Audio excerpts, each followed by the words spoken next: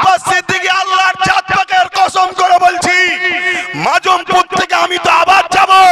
কোন মায়ের বেটা যদি থাকে আমাকে রুকে দেখা দেখি, ও হারামখোরকে ওখানে জুতো খুলে যদি পিটতে না পারি, জীবনে আব্বাস সিদ্দিকী হারুয়াই আসবে না। আমি তো এক্ষুনি যাব। কথা বুঝছেন না, বোঝেন না? দাদাগিরি দিচ্ছ, দাদাগিরি। যদি পারিস জানে মেরে দিস, আলাদার কথা। জান যতদিন আল্লাহ রেখেছে, কোন ইসলাম বিরোধী, কোন সন্ত্রাসকে, কোন জালিমকে ইসলাম ইজাজত দেয়নি, ইসলাম প্রশ্রয় দেয়নি। আমরা প্রশ্রয় দিতে পারি না, পারি না, পারি না। মনে রাখবেন, আমি জানতে চাইছি যে অ্যারেস্ট করলো না কেন? বলুন। আপনাদের এলাকার ছোটখাটো নেতা বিরুদ্ধে কিছু কথা হলে পুলিশ পার্টি অ্যারেস্ট করে না, করে না? আব্বা, আব্বা যান, ও আব্বা যান, শোনেন আব্বা, আমার কথা বলছি শোনেন। আপনি যেমন এখানে শুনছেন, তো এরা আমাদের খবরটাকে লক্ষ নয় কোটি মানুষের কাছে ছড়ায়। এদের অবদানটা অনেক বড় আব্বা। আর এরা আমাদের খবর ছড়াই বলে কিছু জাহান্নামী কুকুর আবার এদেরকে মারবে বলে। অতএব আব্বা, এদেরকে একটু সুযোগ দেন আব্বা। আমি জানি আপনি জোশে এসছেন, আপনার বুকে ব্যথা হচ্ছে যে হারা আমাদের কাঁধে উঠে আমাদেরই কল্লা কাটলি, আমরাই তোদেরকে আনলাম, আমরাই তোদেরকে জিতাচ্ছি, আমরাই তোদের হয়ে লড়ছি, আমরাই তোদেরকে জায়গা দিচ্ছি, আর তোরা ক্ষমতায় এসে আমাদেরই আল্লাহকে গাল দিচ্ছিস। যদি বলেন ও তো বিজেপি, কে বলেছো বিজেপি? ও যখন টিএমসি তে ছিল আজানের বিরুদ্ধে কেস করেছিল না করেনি? জোরে বলেন। তাহলে আজকে গেছে বিজেপিতে, কিন্তু বিজেপিতে গেছে না পাঠানো হয়েছে শুধুমাত্র মুসলমানকে ধোকা দেবে বলে, ভয় দেখাবে বলে। তাই ভাই, আমি একটা প্রশ্ন এখানে আটকে রয়ে গেলাম, যে এত বড় কথা বললো আল্লাহর বিরুদ্ধে, ইসলামের বিরুদ্ধে, যে রেপ নাকি ইসলামে পাপ নয়, একে অ্যারেস্ট করা হয়েছে, কেন হলো না? একটা ছোট্ট যদি বুথের মেম্বার শাসক দলে, সে বিজেপি হোক আর টিএমসি হোক, যদি কিছু কথা প্রশাসনকে বলে বিনা দেখাতে, বিনা ইনফরমেশন, বিনা তথ্যে, তাকে তুলে নিয়ে যে বন্দি করে না, করে না? নবী বংশের আওলাদ কুরাইশ খানদানের বাচ্চা নওশাদ সিদ্দিকীকে এবং তার সাথীদের ঘরে কলকাতায় তুলে নিয়ে যে 42 দিন জেলে ভরেছে না, ভরেনি? কিন্তু অর্জুন সিংকে ধরছে না কেন? একটাই কারণ, যাকে আমরা ভোট দিয়ে ক্ষমতায় রেখেছি, এই মমতা হলো বিজেপির লোক। অতএব বিজেপির লোক যখন ইসলামকে গাল দিয়েছে, একে ধরবে না। তাহলে আমরা ভোট দিয়ে এমন লোকের হাতে ক্ষমতা দিলাম যে কিনা আমার আল্লাহকে গাল দিল, অ্যারেস্ট করে না, আমার দিনকে গাল দিল, অ্যারেস্ট করে না। অ্যারেস্ট করবে কাকে? নির্দোষ মুসলমান এবং গরিব, এসসি এসটি, নিচু জাতের মানুষকে অ্যারেস্ট করছে। এটা সত্য কথা তো নাকি? তাহলে বলুন, প্রশাসনের কোনো দোষ নাই। প্রশাসন চলে, প্রশাসন চলে কিসে? প্রশাসন চলে নেতাদের ইশারায়। আর নেতা বানিয়েছি আমরা তাদেরকে, আমার আল্লাহকে গাল দিলে যাদের কোনো যায় আসে না, আমার ইসলামকে মিটাতে চাইলে যাদের কোনো যায় আসে না, আই লাভ মোহাম্মদ রসুলের ব্যানার খুলে ফেলে দেওয়া হয়, তাদের কোনো যায় আসে না। তাহলে ভুলটা সবার আগে করেছে কারা? জোরে বলুন কারা? জোরে বলুন কারা? এখানে উলামারা রয়েছে। সময় সংক্ষেপ, সূরা বাকারা খুলে দেখবেন। সূরা বাকারা শেষের দিকে আল্লাহ জানাচ্ছে, তোমরা আমাকে, আমার হাবিবকে ছেড়ে যাদের হয়ে কাজ করবে, যাদের দলদাস হয়ে থাকবে, আমি আল্লাহ তাদের হাতেই তোমাদেরকে মিটাবো। বলো, এতগুলো ছেলে আছো, কে এখানে সরকারি চাকরি করো? হাত তুলে দেখাও। বলো, কে আইএস আছে, কে আইপিএস আছে, কে জজ আছে, কার বাড়িতে পুলিশ আছে, কার আত্মীয় জানা শোনা, বলো কুটুমের মধ্যে কেউ একজন আছে কি? বলো। কিন্তু গুন্ডা,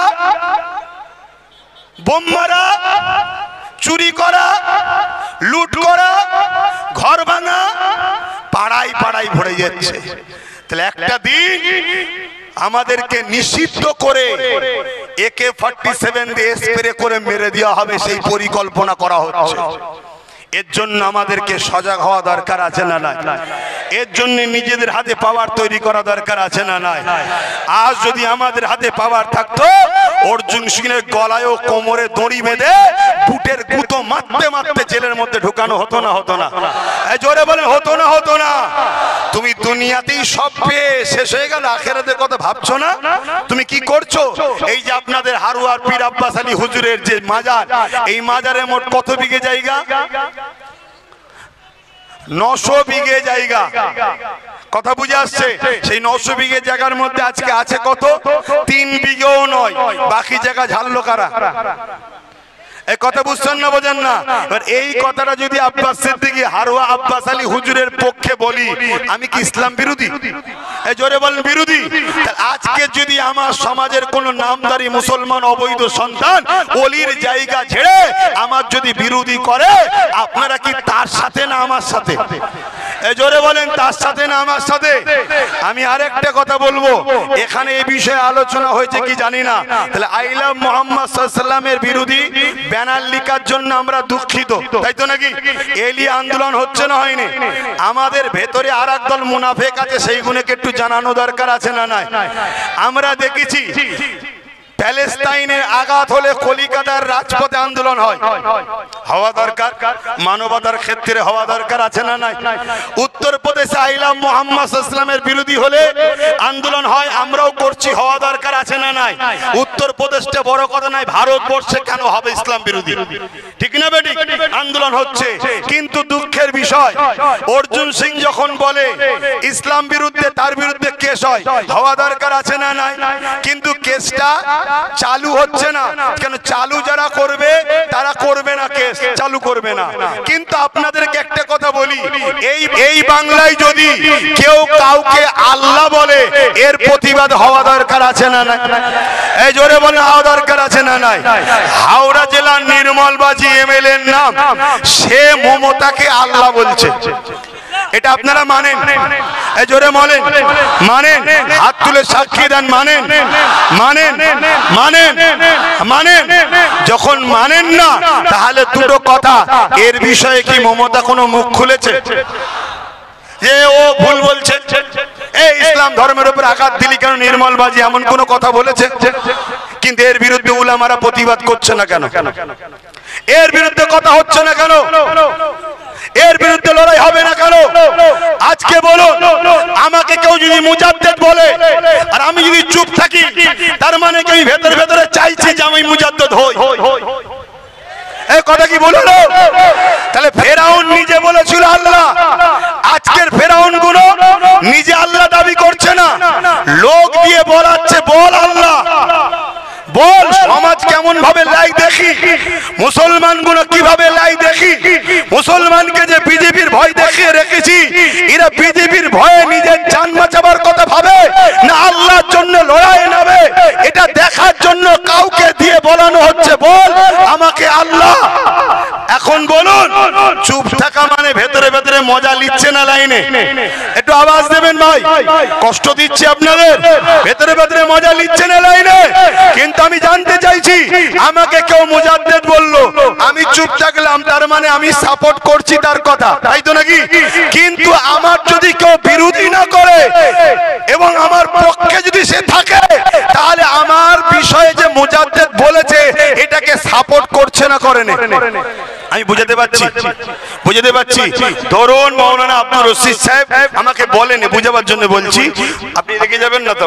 কেন, আপনার দাদা হুজুরের ভক্ত তো। ধরেন আমাকে মুজাদ্দেদ বলেছে, নাউজুবিল্লাহ, বুঝাবার জন্য বলছি।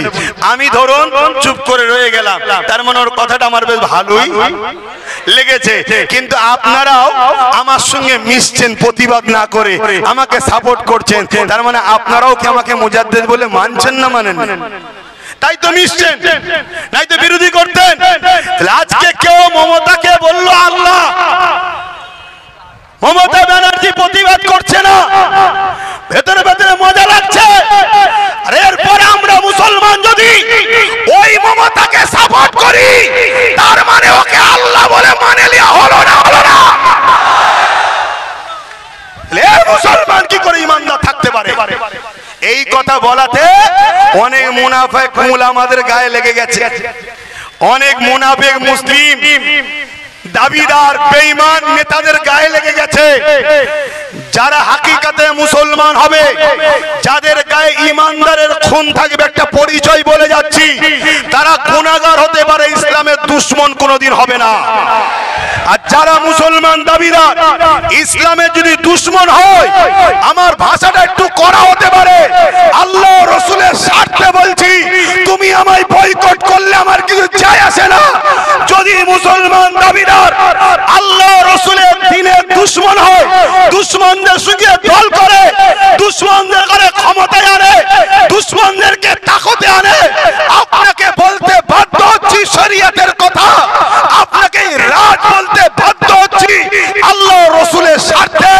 সে মুসলিম ঘরে জন্ম নিয়েছে ঠিকই, মাফ করবেন, হয় তার শরীরের রক্তটা কোন অমুসলিমে ঢুকেছে, আর নচেত তার খাদ্যের মধ্যে সম্পূর্ণ হারাম ঢুকায়, তার রক্ত আর হালাল নেই, হারাম হয়ে গেছে।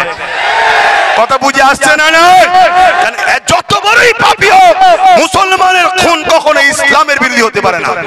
গান শুনতে পারে, ফাংশন দেখতে পারে, যাত্রা দেখতে পারে, আরো ইত্যাদি ইত্যাদি জেনার মতো পাপ করলেও করে ফেলতে পারে, কিন্তু ইসলামের দুশমনী কখনো মুসলমানের খুন করতে পারে না। হালালি তার বাপ যদি ইমাম মুসলমান হয়, সেই খুন কখনো ইসলামের দুশমনী করতে পারে না। এখন একটা ছোট্ট কথা বলে আমি প্রোগ্রাম শেষ করব। একটা ভিডিও কাটিং চলছে আমার নামে, কি আমি নাকি বলেছি মমতাকে ভোট দিয়ে হারাম। এই শুনেছেন? একটু বলবেন ভাই, শুনেছেন? শুনেছেন? একটু বলবো না ছেড়ে দিয়ে যাবো? একটু খুলে দিয়ে যায়, কি গো খুলে দিয়ে যায়। আবার একটা 30 সেকেন্ডের ভোট বেরিয়েছে, সেখানে নাকি বলছি বিজেপি কে ভোট দিবার কথা। বেরিয়েছে না বেরোয়নি? কিন্তু ওই ভিডিওটা আপনাদেরকে বলবো, যারা ছাড়ছে তারা পশ্চিম বাংলা সরকারের দলের চামচা। শুনছেন? অতএব আপনারা পুরো ভিডিওটা দেখুন, সেখানে আমি মমতাকেই কিন্তু সেই সময় পক্ষপাতী করেছিলাম। শুনছেন না শোনেননি? আচ্ছা বলুন তো, কোন একটা জায়গা যদি মসজিদ থাকে সেখানে দান করবো না করবো না? কিন্তু কাল যদি মসজিদটা দখল হয়ে যায়, অন্য কিছু স্কুল কি বলে সিনেমা হল বা খারাপ জায়গা জোর করে কেউ করে ফেলে, আর দান করা যাবে? তখন আর দান করা যাবে, সেখানে নামাজ পড়া যাবে। স্পেনে যেমন 800 বছর মুসলমান রাজত্ব করেছিল, এই আমাদের মতো গাফিল হওয়ার জন্য, আমাদের মতো এর পিছনে ঘোরো ওর পিছনে করো, কিছু ভিক্ষা লাও, খাও, শো, ঘুমো, এই গাফিল হওয়ার জন্য আজকে পুরো স্পেন মুসলমান সেখানে আর খুঁজে পাওয়া যাচ্ছে না। সাবধান হন, সতর্ক হন, জাগাচ্ছি আপনাদেরকে। তো ভাইয়েরা আমার, আমি আপনাদেরকে এই বিষয়টা বলি, সেটা হলো এটা, আমি ওই বক্তব্যটা বলেছিলাম, একটু সময় নিচ্ছি ভাই, 2 থেকে 3 মিনিট। বক্তব্যে বলেছিলাম যে আল্লাহ নবী বলেছেন অন্যায় দেখলে হাত দিয়ে রোখো। এটা হাদিস তো নাকি? এটা উলামারা বলবেন ভাই, এটা বলবেন। অন্যায় দেখলে হাত দিয়ে রোখো, যদি হাতে ক্ষমতা না থাকে মুখ দিয়ে প্রতিবাদ করো, যদি মুখে ক্ষমতা প্রতিবাদের না থাকে অন্তর থেকে ঘৃণা করো। কেন্দ্র সরকার সংখ্যাগরিষ্ঠতার জোর দেখিয়ে ওয়াকাফ কালা কানুন করে মসজিদ, মাদ্রাসা, কবরস্থান, ঈদগাহ, খানকাকে ভেঙে দিবার বা দখল করে নিবার যে পরিকল্পনা করছে, এটা কেন্দ্র সরকার নাই করছে না অন্যায় করছে? একটু সবাই বলবেন। তাহলে ইসলাম বলছে অন্যায় দেখলে কিভাবে রুখতে হবে? হাত দিয়ে। 1 নম্বর ঈমান। যদি হাতে ক্ষমতা না থাকে মুখ দিয়ে প্রতিবাদ করো, 2য় স্তরের ঈমান। যদি মুখেও প্রতিবাদ করতে না পারো অন্তর থেকে ঘৃণা করো, 3 নম্বর স্তরের ঈমান, একদম শেষ স্তর। এরপরে কোন স্তর আছে? এরপরে কোন স্তরের কথা রাসূল বলেছে? একটু বলবেন উলামা ভাইরা বলেছে। তাহলে নম্বর 1 ঈমান কি? হাতে যদি বিজেপির বিরুদ্ধে লড়ে তাহলে 1 নম্বর ঈমান। হাতে ক্ষমতা নেই, মুখ দিয়ে যদি প্রতিবাদ করে 2য় স্তরের ঈমান। মুখে প্রতিবাদ করতে পারে না, অন্তর থেকে ঘৃণা করে, বিজেপিকে ঘৃণা করে দূরে সরে থাকে, এটা শেষ স্তরের ঈমান। কিন্তু একটা লোক দেখা যাচ্ছে হাত দিয়ে প্রতিবাদ করে না, রোকে না, মুখ দিয়ে প্রতিবাদ করে না, অন্তর থেকে বিজেপিকে ঘৃণা করে না, ভেতরে ভেতরে বিজেপিকে ভোটও দিচ্ছে। বলুন ওই মুসলমানটার ঈমান আছে? জোরে বলুন ঈমান আছে? কেন ভোট দিয়ে মানে সাপ সাপোর্ট করা, অর্থাৎ বিজেপিকে শক্তিশালী করলো মুসলমানটা। আর সেই বিজেপি কি করবে? ক্ষমতার জন্য মসজিদ ভাঙবে, মাদ্রাসা ভাঙবে, কবরস্থান ভাঙবে, ঈদগাহ ভাঙবে, ইসলামের বিরোধী করবে।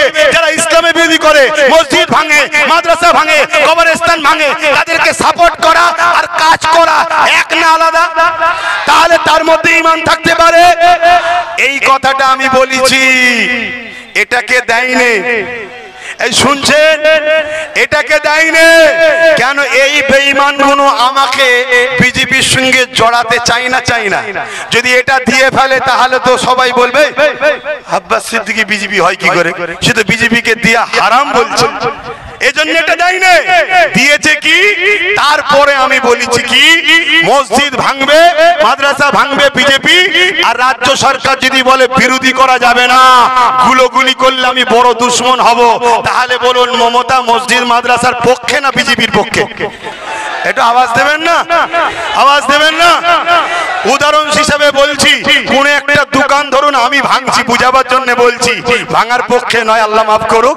আর আপনারা বলছেন ভাঙছে ভাঙুক, কেউ রুখতে পারবে না। তাহলে আপনি দোকান ভাঙার পক্ষে না দোকান ভাঙার পক্ষে না দোকান কি বলে আমার দোকান ভাঙার পক্ষে না দোকানকে বাঁচাবার পক্ষে?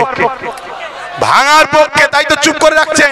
তাহলে আজকে বিজেপি ওয়াকফ আইন করে মসজিদ মাদ্রাসা কবরস্থান ভাঙতে চাইছে, আর রাজ্য সরকার বলছে বিরোধী করা যাবে না, করলে সব থেকে বড় দুশ্মন আমি হব। তাহলে রাজ্য সরকার বিজেপির পক্ষে না মাদ্রাসা মসজিদের পক্ষে? জোরে বলবেন, জোরে বলবেন, জোরে বলবেন। তাহলে মাদ্রাসা মসজিদের বিরোধী যারা, তাদেরকে ভোট দিয়ে শক্তিশালী যারা করে, রাসূলুল্লাহর হাদিস অনুযায়ী ওর বিরুদ্ধেও যেমন হাত দিয়ে লড়তে হবে, এর বিরুদ্ধেও লড়তে হবে। হাতে ক্ষমতা নেই, মুখ দিয়ে প্রতিবাদ করো, এর বিরুদ্ধেও প্রতিবাদ করো, অন্তর থেকে ঘৃণা করো, একেও ঘৃণা করো। ওকে যদি ভোট দিলে যেমন ঈমান যায়, এই বিজেপির দালাল একেও ভোট দিলে ঈমান। জোরে বলেন। এই কথাটা আমি মূল বলেছি। এবারে বলুন আপনারা, রাসূলুল্লাহর হাদিস আগে না দুনিয়ার এই শয়তানগুলো আগে? বলুন বলুন বলুন, হাত তুলে বলুন। আব্বাস সিদ্দিকী কিছু ভুল বলেছে? যদি ভুল বলে থাকি সেটা শিখিয়ে দেন না। দিনের স্বার্থে বলেছি, দিনের স্বার্থে বলেছি, মসজিদ